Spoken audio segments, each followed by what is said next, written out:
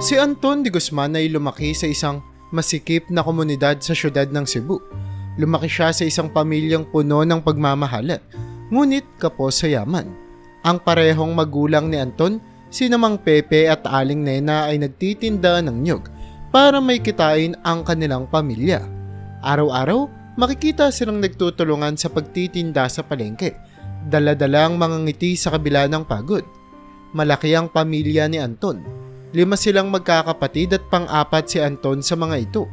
Ang panganay ay si Lito, isang masikaso at responsableng anak na palaging inuuna ang kapakanan ng pamilya kaysa sa sarili. Sunod si Sisa, tahimik at masipag, na palaging tumutulong kay Aling Nena sa bahay. Ang pangatlo ay si Ligaya, masayahin at palabiro, na palaging nagpapasaya sa kanilang pamilya kahit sa mga panahong gipit sila. Si Anton naman ay simple lang at walang ganoong ambisyon, ngunit palaging maaasahan. Ang bunso, si Sergio, ay masigla at puno ng pangarap, bagamat alam niyang mahirap ang kanilang buhay. Isang hapon habang naglalako ng niyog sa palengke, napag-usapan ng pamilya ang kanilang mga plano. Pa, gusto ko sanang tumigil na sa pag-aaral, sabi ni Anton habang nagbabalot ng niyog. Ano ka ba, Anton? Kailangan mong mag-aral para magkaroon ka ng magandang kinabukasan, paalala ni Mang Pepe habang inaayos ang kanilang paninda. Pero pa, dagdag gastos lang ako. Hindi naman ako kasing talino ni Kuya Lito, sagot ni Anton na may halong lungkot sa kanyang mga mata. Sumingit si Aling Nena sa usapan. Anak, kahit anong mangyari, gusto naming makapagtapos kayo. Pero naiintindihan ko rin naman ang sitwasyon natin. Basta magtulungan tayo. Kung gusto mo talagang tumigil, huwag mong isipin na pabigat ka. Nay, gusto ko pong tumulong na lang muna kay Kuya sa pagtitinda. Mas kailangan natin ng pera ngayon, sabi ni Anton na may determinasyon sa boses. Tama si Anton, Nay. Magtutulungan kaming magkakapatid para mapagaan ang buhay natin, dagdag ni Sisa habang inaayos ang kanilang mesa sa likod ng mga ngiti ng pamilyang de Guzman. Naroon ang mga alalahanin ng bawat isa. Si Lito, bagamat masaya sa pagtulong sa pamilya, ay nangangarap din ng mas magandang buhay para sa kanilang lahat. Pa, Nay, darating din ng araw na magkakaroon tayo ng mas maginhawang buhay. Hindi naman tayo susuko, di ba? Ani Lito, habang tinitignan ang mga kapatid. Tama, Kuya. Ang importante magkakasama tayo, sabi ni Ligaya na nagpapalakas sa loob ng lahat. Basta magtutulungan tayo, hindi tayo pababayaan ng Diyos, dagdag pa ni Sergio na kahit bunso ay puno ng pananampalataya. Dumating na nga ang araw ng huling taon na ni Anton sa elementarya. Hindi man siya gaanong matalino, alam niyang kailangan niyang tapusin ito para sa kaniyang pamilya. Sa kabila ng lahat, naroon pa rin ang suporta ng kanyang mga magulang at mga kapatid. Isang umaga habang nag-aalmusal, nag-usap-usap ang pamilya tungkol sa mga pangarap nila. Anton, anong gusto mong maging paglaki mo? Tanong ni Mang Pepe habang nagsasandok ng kanin. Pa, gusto ko lang makatulong sa inyo. Kahit ano, basta maayos ang kita, sagot ni Anton na may simpleng ngiti sa labi. Anak, huwag kang matakot mangarap. Kaya mo yan, sabi ni Aling Nena na may pag-aalala sa boses. Kuya Anton, balang araw magiging matagumpay ka rin. Kaya maniwala ka sa sarili mo, sabi ni Sergio na puno ng pananampalataya at pag-asa sa kanyang kuya. Nay, Pa, gagawin ko po ang lahat para makatulong sa inyo kahit gaano po kahirap kakayanin ko, sagot ni Anton na may determinasyon sa boses. Mabilis lumipas ang mga araw at nagtapos na si Anton sa elementarya. Bagamat ito na ang huling taon niya sa pag-aaral, alam niyang kailangan niyang magtrabaho para sa kanyang pamilya. Hindi nagtagal, natutunan niya ang iba't ibang mga trabaho sa palengke. Naglilinis siya ng mga kalat, nagtitinda ng kung ano-ano at minsan nagiging karkador ng mga paninda. Kahit mahirap, hindi siya nawawala ng pag-asa. Isang araw habang naglalako ng mga nyog, may lumapit na matandang lalaki kay Anton. Iho, napakasipag mo ha. Nakikita kita araw-araw dito, sabi ng matanda. Opo lolo, kailangan po naming maghanap buhay para sa pamilya, sagot ni Anton na may galang. Nakikita ko ang tiyaga mo, sana magpatuloy ka lang sa ganyan. Alam mo, darating din ang araw na mapapansin ka, sabi ng matanda na tila may dalang pag-asa sa kanyang mga mata. Salamat po lolo, gagawin ko po ang lahat para sa pamilya ko. Sagot ni Anton na puno ng inspirasyon. Sa bawat araw na lumipas, nagpatuloy si Anton sa kanyang pagtsatsaga. Kasama ang kanyang pamilya, haharapin nila ang bawat hamon ng buhay. Bagamat mahirap, alam niyang darating din ang araw na makakamtan nila ang kanilang mga pangarap. Hindi man siya nakakapagpatuloy sa pag-aaral, natutunan niyang magtiwala sa sarili at kanyang kakayanan. Sa mga simpleng pag-uusap at pangaral ng kanyang mga magulang at kapatid, nabuo ang determinasyon ni Anton na magsikap at magtagumpay para sa kanilang lahat. Sa murang edad, natutunan niyang mahalaga ang pagkakaroon ng pangarap at pagsusumikap upang ito'y matupad. At sa kabila ng lahat ng pagsubok, nanatiling buo ang kanyang loob na harapin ang bawat hamon sa buhay. Makalipas ang 1 taon, naging desisyon ni Lito na magtrabaho bilang mangingisda sa dagat kasama ang kanyang mga kaibigan para makatulong sa kanyang kuya. Sumama rin si Anton. Naging magkasangga silang dalawa sa pagharap sa hamon ng dagat sa kabila ng kanilang murang edad. Isang araw habang abala sila sa pangingisda, nagkaroon ng malakas na bagyo sa kanilang lugar. Ang malakas na ulan at hangin ay naging sanhi ng pagkakasakit ni Sergio. Walang pera ang pamilya at tanging halamang gamot lamang ang ginagamit ni Aling Nena para mapagaling ang kanyang anak. Diyos ko, sana gumaling na si Sergio. Wika ni Aling Nena habang pinupunasan ng pawis ng kanyang anak.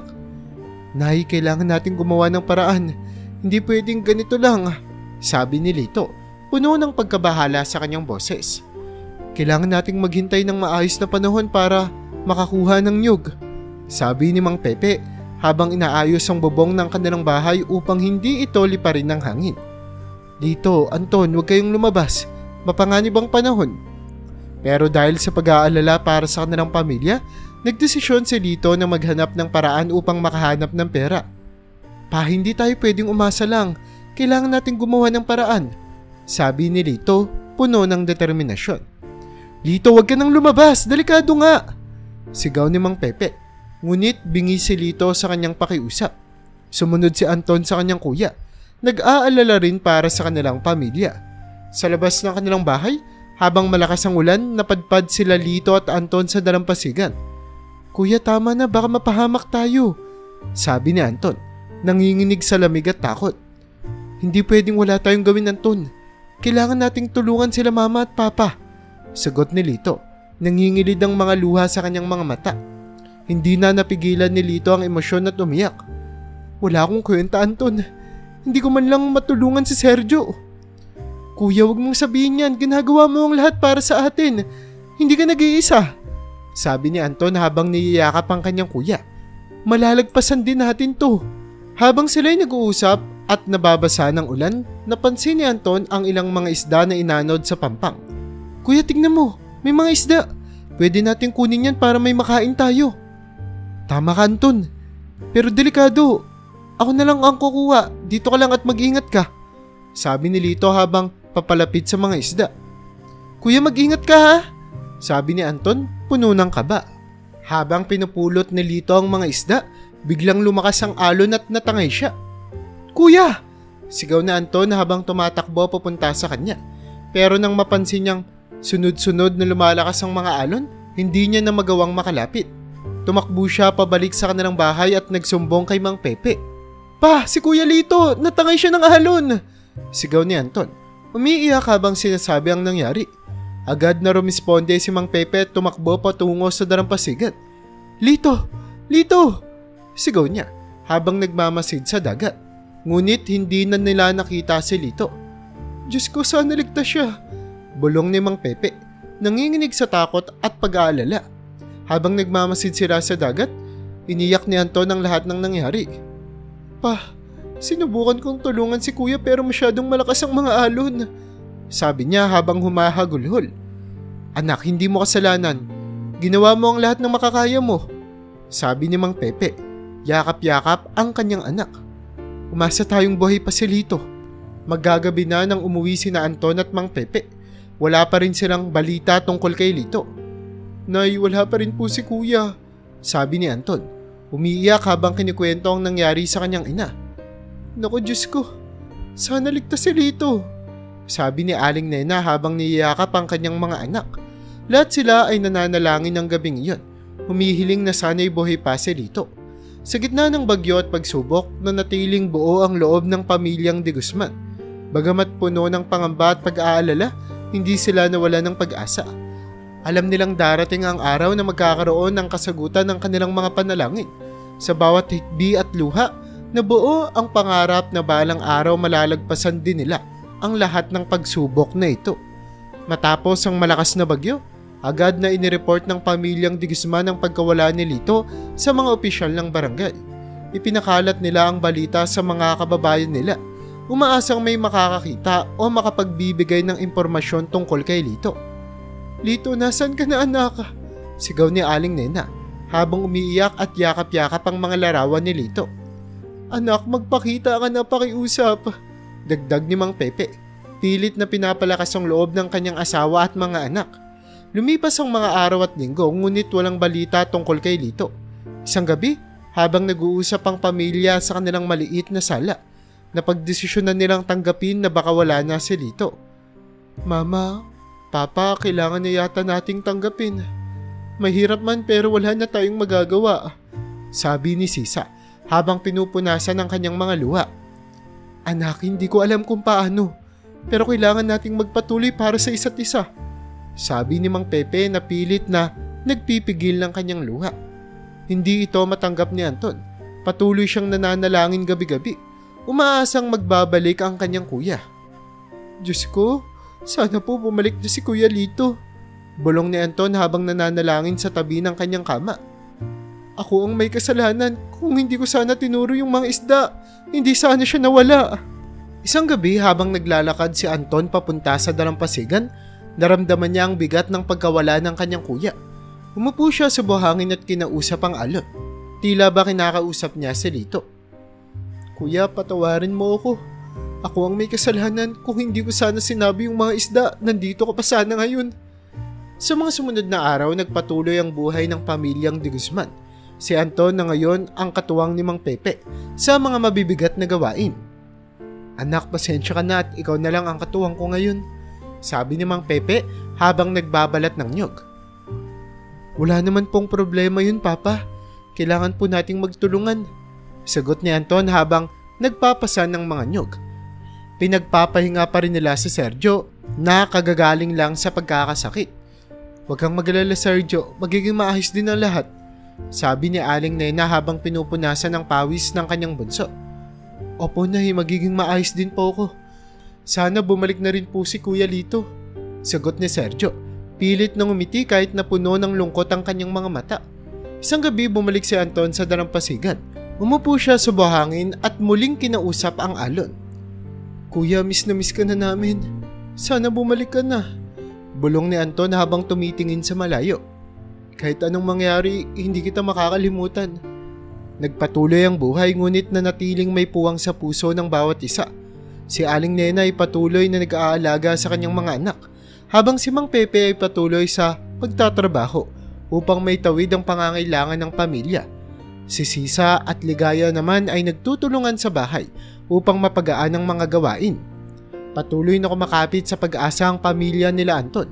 Bagamat puno ng hinagpis at pangungulila, ang pamilyang De Guzman ay nagpatuloy sa kanilang pangarap. Sa bawat hakbang, sa bawat araw, dala nila ang ala-ala ni Lito.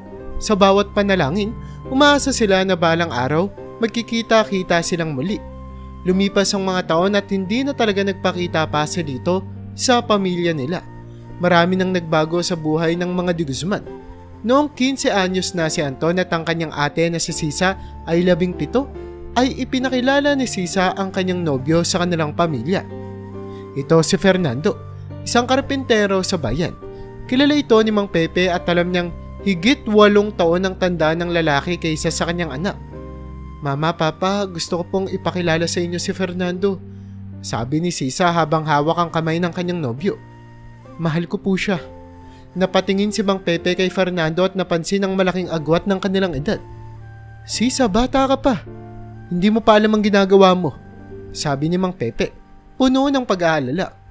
"Papa, mahal ko po si Fernando at mahal din niya ako," pagtutol ni Sisa. Pilit na pinapakalma ang kanyang boses. "Fernando, alam kong mabuti kang tao Pero hindi ko kayang payagan ito. Wala kang karapatang samantalahin ng anak ko. Mariing sabi ni Mang Pepe. Papa, hindi ko naman po pinagsasamantalan si Sisa, mahal ko po siya. Sagot ni Fernando halatang naguguluhan. Hindi Fernando, umalis ka na. Hindi kita papayagan na maging bahagi ng pamilya namin. Utos ni Mang Pepe, puno ng determinasyon. Nagalit si Sisa sa kanyang tatay at napagpa siyang sumama kay Fernando. Kung hindi nyo kami tatanggapin, aalis na kami. Sigaw ni Sisa bago sila magtanan. Sinubok manghanapin nila Mang Pepe ang dalawa ngunit hindi na nila nakita pa si Sisa. Diyos ko, isa na namang anak namin ang nawala ah. Umiiyak na sabi ni Aling Nena habang niiyakap ang larawan ng kanyang anak. Bilang pagpapagaan ng loob sa kanilang mga magulang, ipinangako ni Ligaya, Anton at Sergio na hindi nila iiwan ang kanilang ama at ina. Mama, Papa, hindi namin kayo iiwan, sabi ni Ligaya habang tinutulungan ng nanay sa gawaing bahay. Opo pa, kailangan po nating magtulungan, dagdag ni Anton habang kinukuha ang mga nyog mula sa kanilang bakuran. Si Sergio naman ay pinagpapatuloy ang kanyang pag-aaral sapagkat matalino ito at may pangarap na makamit. Kaya mo yan, bunso. Nandito lang kami para suportahan ka, sabi ni Anton habang inahatid si Sergio sa eskwelahan. Ganito ang naging buhay nila hanggang mag-18 taon si Anton. Isang araw, inaya siya ng kanyang mga kaibigan na lumawas sa Maynila para makapaghanap ng mas magandang trabaho. Tol, may maganda tayong oportunidad sa Maynila. Baka mas maganda ang kita doon, sabi ng isa sa kanyang mga kaibigan. Gusto mang sumama ni Anton para matulungan pa ang kanyang mga pamilya. Nag-aalinlangan siya na iwanan ng kanyang mga magulang. Isa nga po nag-isip si Anton sa harap ng dalampasigan. Tila humihingi ng sagot sa kanyang nawawalang kuya. Kuya Lito, ano ba ang dapat kong gawin? Bulong niya habang nakatitig sa malayong alon. Gabi noong araw na iyon, kinausap ni Anton ang kanyang pamilya. Mama, Papa, inaya po ako ng mga kaibigan ko na lumuwas sa Maynila. Gusto ko po sanang subukan para mas matulungan ko kayo, sabi ni Anton, puno ng pag-aalala. Anak, hindi mo alam, mahirap ang buhay sa Maynila. Pero kung yun ang makakabuti sa'yo, wala kaming magagawa, so suportahan ka namin, sagot ni Mang Pepe. Pilit na itinatago ang kanyang lungkot. Anton, mahalaga sa amin ang pangarap mo. Kaya sige, mag-ingat ka na lang palagi ha, sabi ni Aling Nena habang pinapahiran ng luha ng kanyang mata. Kalaunan lumuwas na nga si Anton sa Maynila, kasama ang dalawa niyang kaibigan. Saksamang palad, hindi naging maganda ang kanilang buhay sa Maynila. Walang gustong tumanggap sa kanila dahil sa kakulangan sa edukasyon. Kung ano-anong trabaho ang kinuha ng tatlong magkakaibigan. Isa sa mga naging trabaho ni Anton ay bilang waiter sa isang bar. Dito niya nakilala si Soledad, isang GRO na nagtatrabaho sa parehong bar. Naging magkaibigan sila hanggang sa kalaunan ay nagkaroon sila ng relasyon. Sa magandang itsura ni Soledad, unang naakit si Anton. Ngunit nang makilala niya ito, nagustuhan niya ang pagiging independent at maangas ng dalaga. Soledad, ang ganda-ganda mo talaga, sabi ni Anton isang gabi habang sila'y naglalakad pa uwi. Huwag kang ambolero, Anton. Alam kong gusto mo lang akong paligayahin eh. Biro ni Soledad ngunit may lambing sa kanyang boses. Pero totoo yun, Sol. Ang sipag mo kasi. Ibang-iba ka sa mga kilala ko sa probinsya. Sagot ni Anton, may halong paghanga sa kanyang boses. Ikaw din naman, Anton. Alam kong masipag ka. Kaya alam kong mabubuhay mo ako, sabi ni Soledad. Nagpapakita ng kanyang tiwala sa binata. Hindi alam ni Soledad na lampas kalahati ng sweldo ni Anton ay ipinapadala nito sa kanyang mga magulang. Anton, bakit ba napakakuripot mo sa sarili mo? Tanong ni Soledad minsan habang namimili sila ng pagkain. Kasi kailangan ko magpadala ng pera sa pamilya ko, Sol. Sila kasi ang unang priority ko. Sagot ni Anton na may pagmamalaki sa kanyang tono. Kalaunan, ang kanilang pagkakaibigan ay lumalim hanggang sa nabuntis niya na nga si Soledad. Anton, buntis ako, sabi ni Soledad isang gabi habang sila'y nag-uusap. Ano? Huwag kang mag-alala, Sol. Pananagutan ko ito. Hindi kita iiwan, sabi ni Anton, puno ng determinasyon. Noong una, natatakot ako pero ngayon alam kong kaya natin ito, sagot ni Soledad, humuhugot ng lakas mula sa kanyang nobyo. Saksamang palad, hindi naging madali ang kanilang buhay. Dahil hindi na magawang magtrabaho ni Soledad matapos siyang mabuntis, si Anton na lamang ang bumubuhay sa kanila. Hindi naging sapat ang sweldo ni Anton hanggang sa kalaunan. Napilitan silang bumalik sa Cebu. Pagbalik sa Cebu, ipinakilala ni Anton si Soledad sa kanyang pamilya na noon ay 5 buwang buntis na. Mama, Papa, ito po si Soledad. Buntis po siya ngayon, sabi ni Anton, puno ng kaba. Alam namin anak, pero nagulat kami na babalik kayo dito, sabi ng lalaking si Mang Pepe habang tinatanggap ang kamay ng babae. Pasensya na po Mama, Papa. Wala na po kasi kaming magawa sa Maynila, sabi ni Soledad, umiiyak habang niyayakap si Aling Nena. Napagdesisyonan nila Mang Pepe at Aling Nena na ipakasal ang dalawa. Anak, ayaw naming magkaroon ka ng anak nang hindi kasal kay Soledad, sabi ni Aling Nena habang nag-aayos ng kanilang maliit na bahay para sa kasal. Sige po Nay, pumapayag po kami, sagot ni Anton, puno ng pagmamahal habang tinitignan si Soledad. Dumating ang araw ng kanilang kasal. Sa isang simpleng seremonya sa tabi ng dagat, kinasal si Anton at Soledad. Habang nakatitig sa mata ni Soledad, pinangarap ni Anton ang kanilang bagong pamilya. Sol, pangako, gagawin ko ang lahat para sa iyo at sa magiging anak natin, bulong ni Anton habang inahawakan ang kamay ni Soledad. Anton, alam kong kaya natin to, mahal na mahal kita, sagot ni Soledad, puno ng pagmamahal at pag-asa. At sa simpleng seremonyang iyon, sa gitna ng kanilang pamilya at mga kaibigan, nagkaroon ng bagong simula sina Anton at Soledad. Sa kabila ng mga pagsubok at hirap, nanatili ang kanilang pagmamahalan at determinasyon na mabigyan ng magandang kinabukasan ng kanilang pamilya. Pagbalik sa probinsya, napansin ni Anton ang malaking pagbabago sa ugali ni Soledad. Dahil mahirap lang ang pamilya nila Anton, kahit buntis si Soledad ay kinakailangan niyang tumulong sa mga gawaing bahay. Ngunit hindi ito naging madali para kay Soledad na nasanay sa mas marangyang pamumuhay sa Maynila. Anton, bakit kailangan ko pang maglinis ng bahay? Hindi pa pwedeng ako na lang ang magpahinga? Reklamo ni Soledad habang tinatanggal ang alikabok sa kanilang maliit na sala. Soledad, kailangan nating magtulungan lalo na ngayon na buntis ka, paliwanag ni Anton habang nagwawali sa sahig. Ayaw kong mapagod ka pero wala tayong ibang choice. Kung hindi mo na lang sana ako binuntis, hindi ako magtitiis ng ganito, galit na sabi ni Soledad, sabay upo sa bangko at nag-cross ng mga braso. Mahal, pasensya ka na. Gagawin ko ang lahat para mapagaan ang buhay natin, sagot ni Anton. Pilit na pinapakalma ang kanyang asawa. Iniintindi niya ang mainit na ulo ni Soledad. Iniisip na posibleng dulot lang ito ng kanyang pagbubuntis. Sa kabila ng mga reklamo at paninisi ni Soledad, na natiling maunawain si Anton. Mahal na mahal niya kasi ang kanyang asawa at handa niyang gawin ng lahat para mapasaya ito. Isang araw habang nag-aayos si Anton ng mga gamit, lumapit si Soledad sa kanya. Anton, gusto ko nang bumukod, biglang sabi ni Soledad na may seryosong ekspresyon sa muka. Ano? Sagot ni Anton, halatang nagulat. Bakit naman Soledad? Ayos naman tayo dito sa bahay nila Mama at Papa ha? Anton, matanda ka na. Sa edad mong magbe-21, dapat hindi ka na umaasa sa magulang mo. May sarili na tayong pamilya, dapat bumukod na tayo, paliwanag ni Soledad, puno ng determinasyon. Pero Soledad, mas madali ito kung dito muna tayo. Nandito ang tulong ng pamilya, sagot ni Anton, pilit na inuunawa ang nais ng kanyang asawa. Anton, hindi mo ba naiintindihan? Ayoko na ng ganitong buhay, gusto ko nang magkaroon ng pribadong espasyo. Kung hindi mo kayang tumayo sa sarili mong paa, hahanap ako ng paraan para makabukod tayo, mariing sabi ni Soledad. Napilitan namang sumang-ayon si Anton.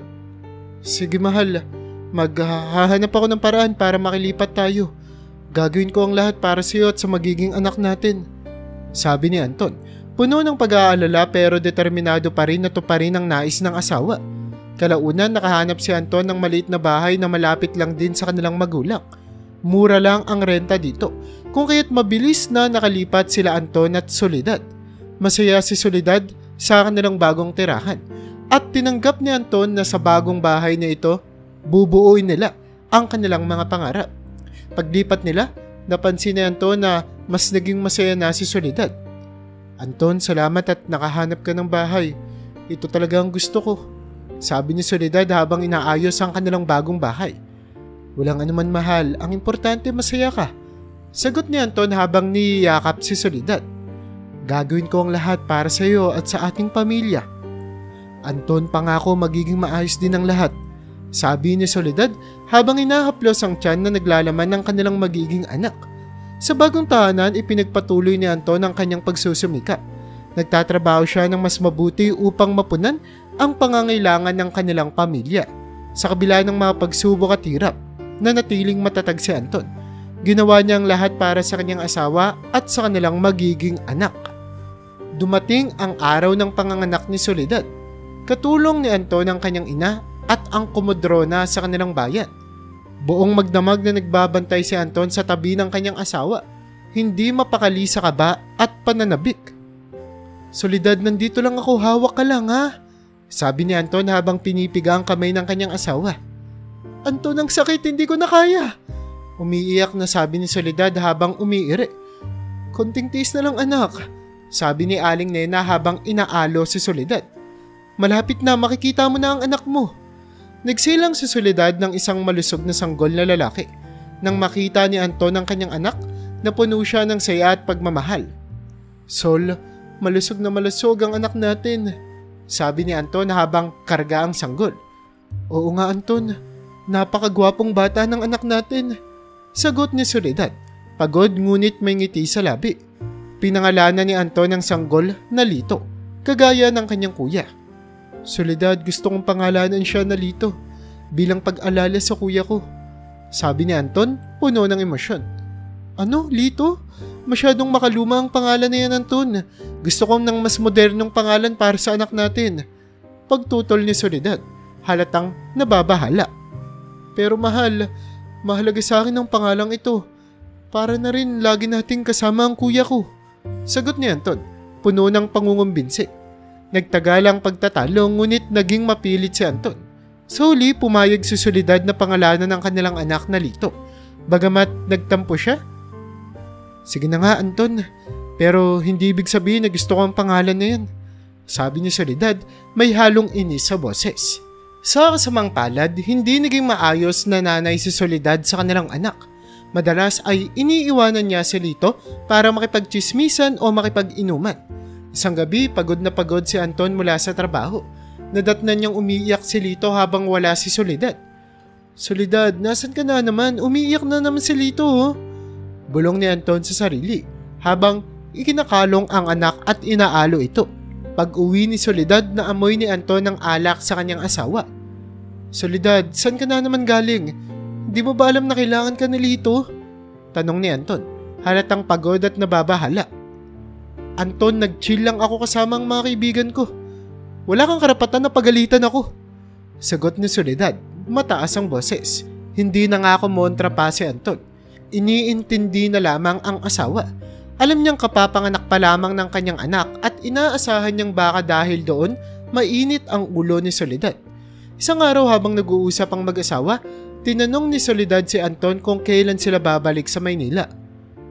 Anton, kailan ba tayo babalik sa Maynila? Sawa na ako dito sa probinsya niyo, sabi ni Soledad, halatang inip na.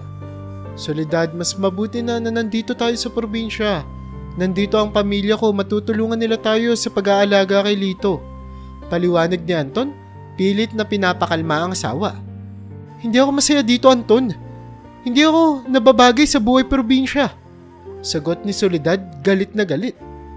Hindi mo naman ako masisisi. Natatakot ako na baka bumalik ka lang sa pagiging GRO kapag nasa Maynila tayo.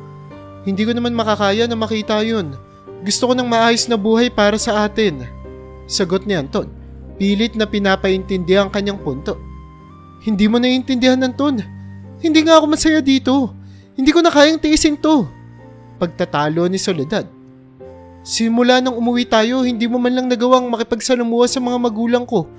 Tanging mga kaibigan mo lang sa inuman ang kinakausap at nakakakwentuhan mo, sabi ni Anton puno ng lungkot. Kasi nga masyadong makaluma ang pananaw sa buhay ng pamilya mo. Hindi ko sila maintindihan, sagot naman ni Soledad na parang nadidismaya. Si Ligaya noon ay katuwang pa rin ng mga magulang ni Anton, habang si Sergio ay naging sundalo at paminsan-minsan na lang nakakauwi. Sa gitna nga ng kanilang pagtatalo, mas lalong nag-init ang kanilang mga damdamin. Hindi ko na kaya, Anton. Umalis ka na muna sa bahay na to. Ayoko makita ang mukha mo. Sigaw ni Soledad puno ng galit. Wala akong ibang mapupuntahan, Soledad. Kailangan nating mag-usap ng maayos. Sabi ni Anton, pilit na nagpapakumbaba. Umalis ka. Hindi ko kailangan ng presensya mo ngayon. Mariing sabi ni Soledad. Kinuha ni Anton si Lito. Alam niyang hindi kayang alagaan ni Soledad ang kanilang anak sa ganitong estado. Magiging maayos din ng lahat, anak. Huwag kang mag-alala.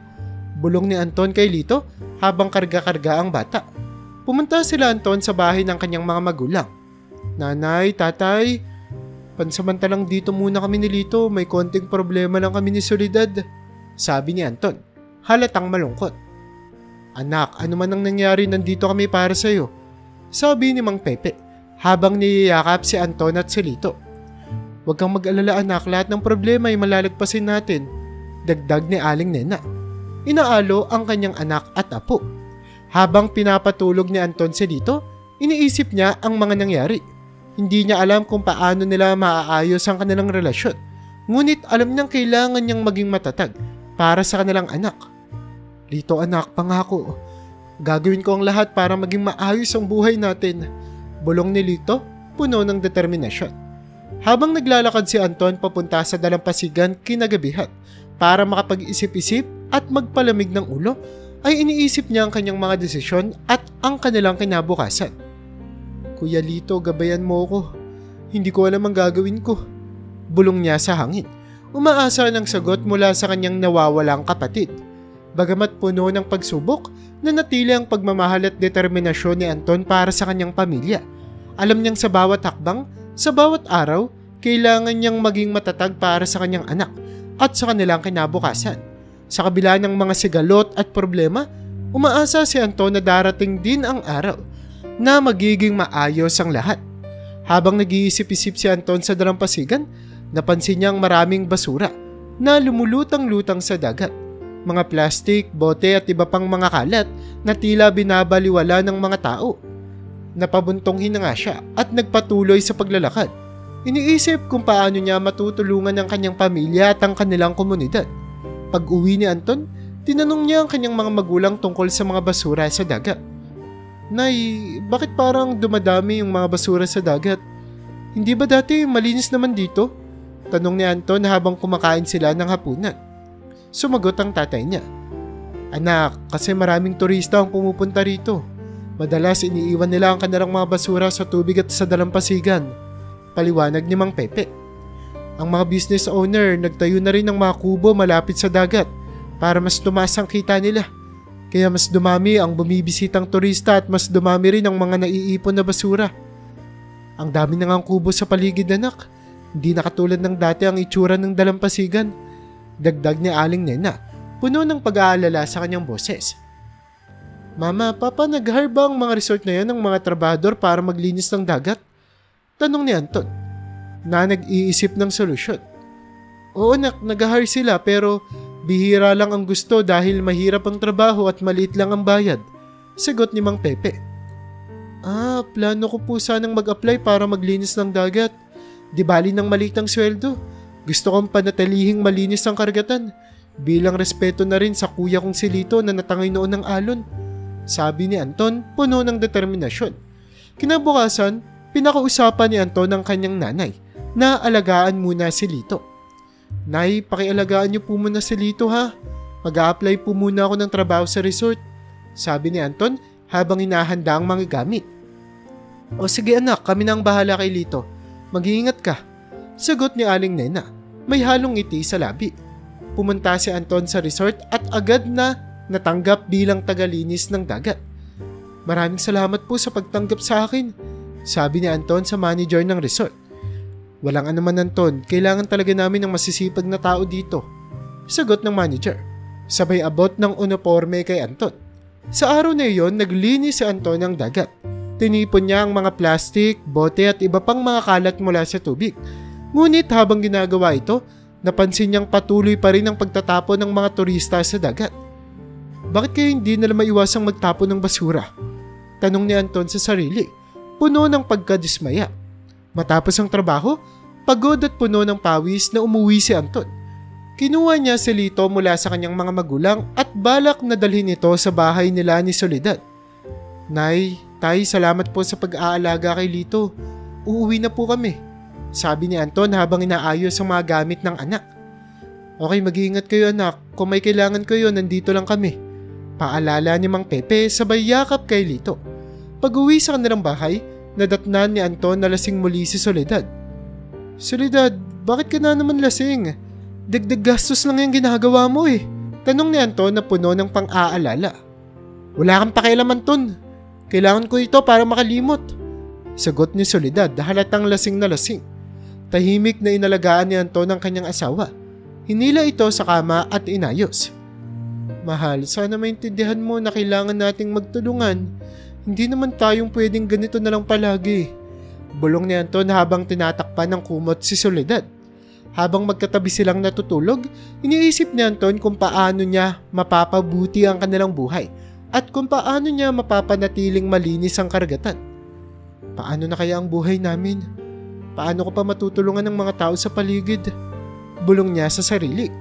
Kinabukasan, bumalik si Anton sa resort para maglinis muli ng dagat. Sa kabila ng hirap, determinado siyang ipagpatuloy ang kanyang trabaho. Kailangan kong gawin to para sa pamilya ko at para sa karagatan, sabi niya sa sarili habang tinatanggal ang mga basura sa tubig. Habang naglilinis, lumapit ang isang matandang lalaki sa kanya. Iyo, salamat sa ginagawa mo. Malaking tulong to sa ating komunidad, sabi ng matanda. Walang anuman po lolo, ginagawa ko lang naman po ang makakaya ko. Sagot ni Anton na puno ng pasasalamat sa suporta ng matanda. Patuloy si Anton sa kanyang pagsisikap. Kahit mahirap at maliit ang sweldo, alam niyang mahalaga ang kanyang ginagawa. Sa bawat araw, tinatanggap niya ang hamon ng buhay. Umaasang balang araw ay magiging maayos din ang lahat. Pagkatapos ng trabaho, umuwi si Anton sa kanilang bahay. Nadatnan niyang umiiyak si Lito habang lasing na naman si Soledad. Mahal, bakit ganito na naman? Kailangan kang maging maayos para kay Lito, sabi ni Anton, puno ng lungkot at pag-aalala. Anton, hindi ko na alam ang gagawin ko, hindi na ako masaya dito, sagot ni Soledad. Umiiyak habang yakap si Lito. Magiging maayos din ang lahat mahal, pangako gagawin ko ang lahat para sa atin, sabi ni Anton, puno ng determinasyon. Maliban sa pagtatrabaho ni Anton sa resort bilang garbage collector ng mga basura sa dagat, ay tinutulungan niya rin ang kanyang tatay na mangolekta ng mga nyog na kanilang binebenta. Maliban rito, ay nanguhuli rin ng mga isda si Anton sa dagat para ibenta at para maging ulam ng kanyang pamilya. Dahil sanay na siya sa buhay dagat mula noong sinasama siya noon ng kanyang kuya sa pangingisda, ay madaling nakakahuli si Anton. Isang araw pag-uwi ni Anton sa bahay nila ni Soledad, nadatnan niyang galit na galit ang kanyang asawa. Ano na naman ang nangyayari, Soledad? Tanong ni Anton. Halatang pagod ngunit nag-aalala sa ekspresyon ng kanyang asawa. Anton, ano itong naririnig ko na nagtatrabaho ka bilang garbage collector sa resort? Sigaw ni Soledad, puno ng hinanakit. Oo, Soledad, kailangan ko magtrabaho para masuportahan kita at si Lito. Bakit, anong problema? Sagot ni Anton, pilit na inuunawa ang galit ng asawa. Pinagpalit mo ang magandang trabaho sa Maynila para maging taga-kolekta ng basura dito sa probinsya? Nakakahiya ka, Anton. Alam mo bang nalaman ko pa ito sa mga katropa ko sa inuman? Napahiya ako. Galit na sigaw ni Soledad, halos maiyak na. Pero Soledad, ginagawa ko ito para sa atin. Kailangan nating mabuhay at ayaw kong bumalik ka sa pagiging GRO mo. Paliwanag ni Anton. Pilit na nagpapakumbaba.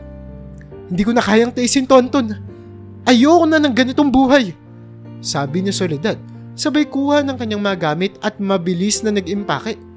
Soledad, wag naman ganito. Paano na si Lito? Paano na tayo? Tanong ni Anton. Nangingilid ang luha. Hindi mo ako mapipigilan, Anton. Babalik ako sa Maynila mag-isa, sagot ni Soledad. Sabay labas ng pintuan at hindi na lumingon pa. Naiwan si Anton na umiiyak at nag-iisa. Agad siyang pumunta sa bahay ng kanyang mga magulang at nagsumbong. Mama, Papa, umalis na si Soledad. Iniwan na kami ni Lito, sabi ni Anton, umiiyak habang yakap ang kanyang anak. Anak, nandito lang kami para sa iyo, huwag kang mag-alala, sabi ni Mang Pepe habang niyayakap si Anton. Oo nga, Anton, hindi ka namin pababayaan, dagdag ni Ligaya puno ng pag-aalala. Sa mga sumunod na araw, nangungulila si Anton sa kanyang asawa ngunit napagdesisyonan niyang alagaan na lamang ang kanyang anak at siguraduhing lalaki itong tama. Lumisan sila sa bahay nila at nanirahan muli sa bahay ng kanyang mga magulang para makatipid. Nagpatuloy ang buhay ni Anton. Maliban sa kanyang trabaho sa resort, tinutulungan niya ang kanyang tatay sa pagkolekta ng mga nyog at nanghuhuli rin ng mga isda. Sa kabila ng hirap, nanatili siyang matatag para kay Lito, sa kanyang anak. Lumipas ang ilang buwan. At isang araw sa paglilinis ni Anton sa resort, may nakita siyang isang dambuhalang puting bato. Ano kaya to? Mukhang kakaiba, sabi ni Anton sa sarili habang pinupulot ang bato. Inuwi niya ito at ginawang palumuti sa kanilang bahay. Nagbabaka sakaling magdadala ito ng swerte. Makalipas ang ilang buwan, habang nag-aalmusal sila at nakikinig sa radyo, may iniulat ang reporter. Isang perlas na natagpuan sa dalampasigan ang nagkakahalaga ng 10 milyong piso. Kahit maliit ito, maganda ang kalidad kaya mataas ang halaga. Napaisip si Anton.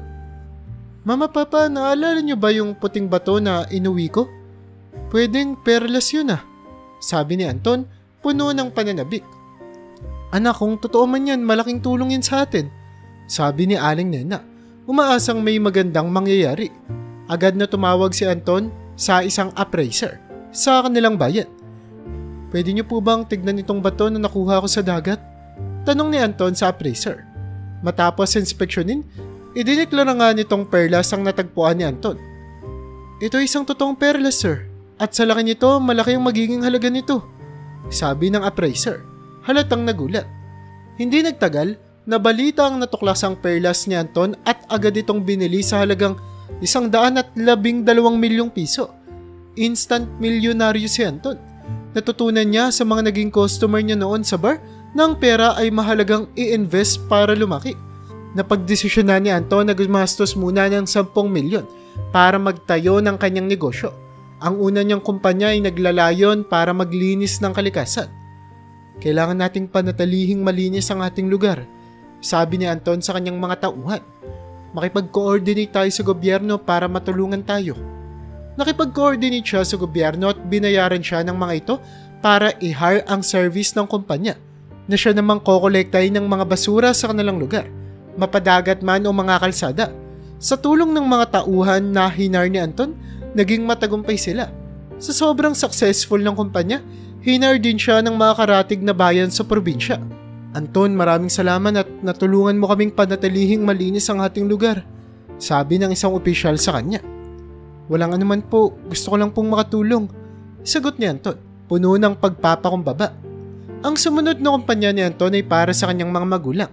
Dahil maraming puno ng buko sa likod ng kanilang bahay, napagdesisyonan ni Anton na magtayo ng business na nagbebenta ng mga produktong pagkain na gawa sa nyog kagaya ng mga buko shake, buko juice, buko pie at iba pa. Mama, Papa, ito na ang pagkakataon natin.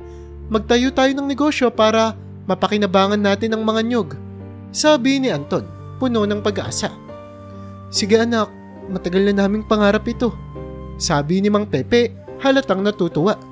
Naging successful ang mga business ni Anton. Hindi lang nila napabuti ang kanilang kalagayan, kundi natulungan din nila ang kanilang komunidad. Nagtuloy-tuloy ang swerte ni Anton. Ang kanyang tagumpay sa negosyo ay nagbigay sa kanya ng kakayahang mabigyan ng magandang buhay ang kanyang anak na si Lito. Naging masipag si Anton sa pagpapatakbo ng kanyang mga kumpanya at patuloy na nagsusumikap para mas mapalago pa ang mga ito.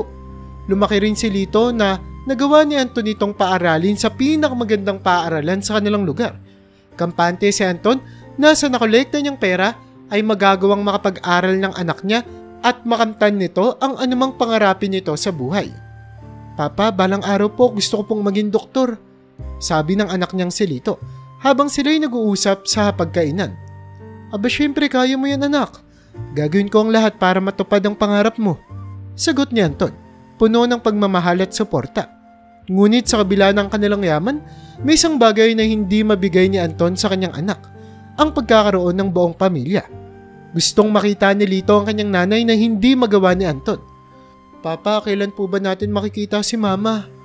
Tanong ni Lito isang gabi habang nag-aaral sa kanyang kwarto. Anak, ginagawa kong lahat para mabuo tayo ulit pero minsan may mga bagay na hindi natin kontrolado. Malungkot na sabi ni Anton. Sa kabila ng mga pagsubok, inilaan ni Anton ang kanyang mga oras sa pakikipagsalamuha sa kanyang pamilya. Pinatayuan niya ng tindahan ng damit ang ate niyang si Ligaya. Ate, ito ang tulong ko sa iyo. Alam kong matagal mo nang gusto ito.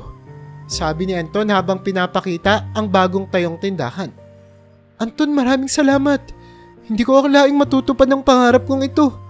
Sagot ni Ligaya, puno ng tuwa at pasasalamat. Pinatayuan niya rin ang sari-sari store si Sergio. Sergio, alam kong mahirap ang trabaho mo bilang sundalo. Gusto kong magkaroon ka ng alternatibong pagkakakitaan. Sabi ni Anton, habang ipinapakita ang bagong tindahan. Kuya, maraming salamat. Naging mas mapayapa na ang loob ko dahil dito. Sagot ni Sergio, halatang natutuwa at puno ng pasasalamat.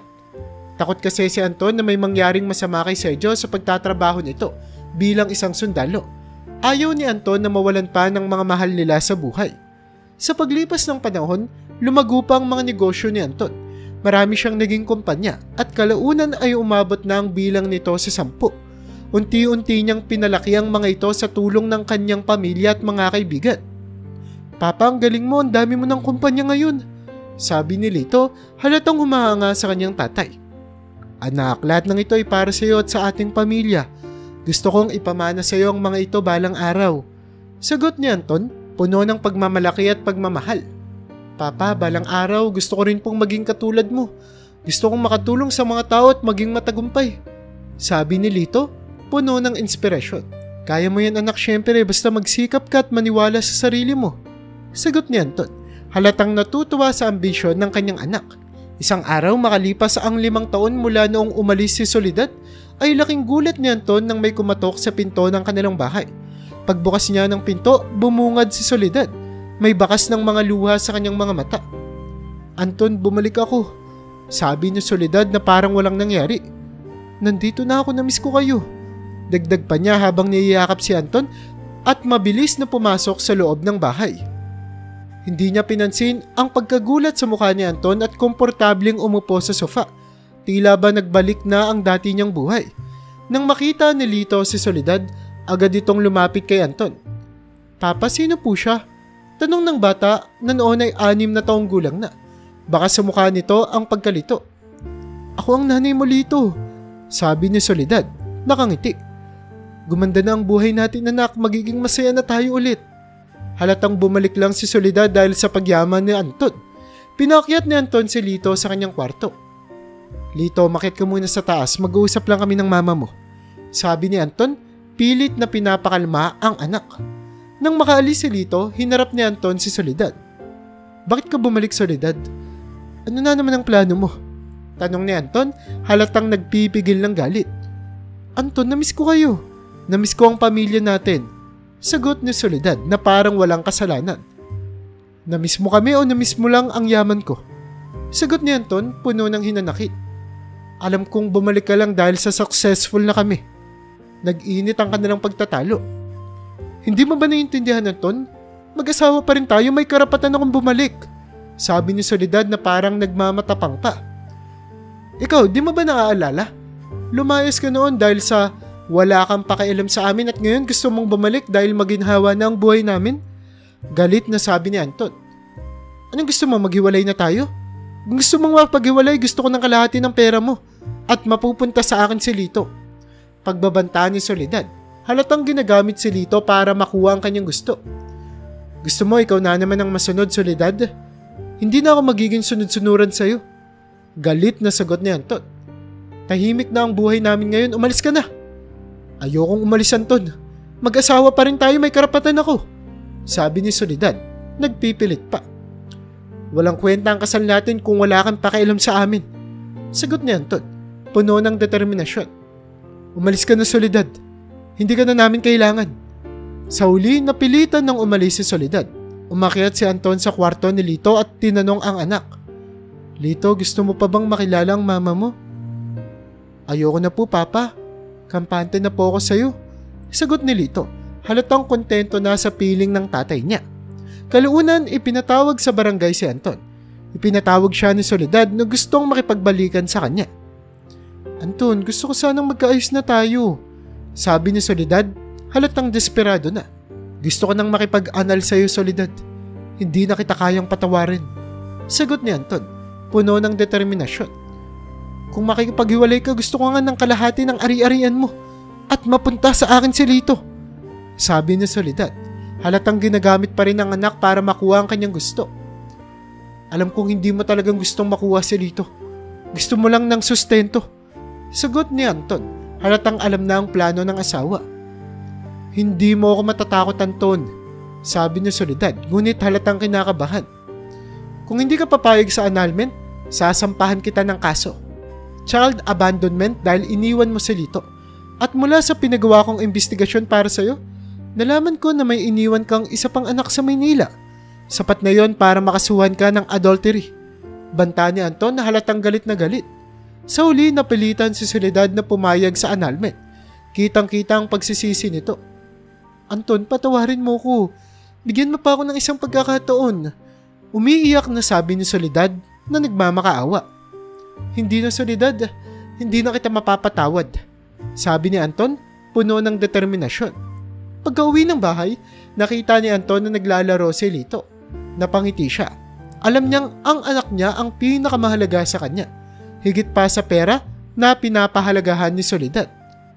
Lito anak, pangako gagawin ko ang lahat para sa iyo. Bulong ni Anton sa sarili habang pinagmamasdan ang anak. Hindi na muli pang nagparamdam sa Soledad. Marahil ay dahil na rin sa takot na kasuhan talaga siya ni Anton. Nagawang palakihin na Anton ang kanyang anak na si Lito na may pagmamahal at tamang gabay. Lumaki si Lito sa isang tahanang puno ng suporta at kasiyahan. Sa kabila ng pagkawala ng kanyang nanay, ang mga kumpanya ni Anton ay patuloy na lumago at pinahusay niya ang mga ito. Sa kanyang tagumpay, hindi niya nakalimutan ng mga nangangailangan. Taon-taon, nagdo-donate siya sa mga charity sa kanilang lugar. Anton, napakalaking tulong ng mga donasyon mo sa aming komunidad. Maraming salamat. Sabi ng isang lokal na leader sa kanya isang araw. Walang anuman po, gusto ko lang pong makatulong at ibalik ang biyaya na natatanggap ko. Sagot ni Anton, puno ng kasiyahan sa pagtulong sa iba. Pinagmasdan ni Anton ang paglaki ni Lito. Sa bawat taon, kitang-kita niya ang pagbabago at pag-unlad ng kanyang anak. Kung hindi man nakamtan ng kanilang pamilya ang pangarap na makapag-aral, sisiguraduhin naman ni Anton na hindi ito mararanasan ni Lito. Papa, balang araw gusto kong maging engineer din, sabi ni Lito habang nag-aaral ng kanyang mga libro. Grabe, ang dami mong pangarap anak ah, pero kayang-kaya mo yan. Gagawin ko ang lahat para matupad ang lahat ng pangarap mo. Sagot ni Anton na puno ng pagmamalaki at suporta. Habang lumalaki si Lito, patuloy ang pag-aaruga ni Anton. Hindi niya hinayaang maramdaman ng anak ang kakulangan sa pagmamahal at gabay. Papa, salamat po sa lahat ng ginagawa niyo para sa akin, sabi ni Lito isang gabi habang naghahanda sila para matulog.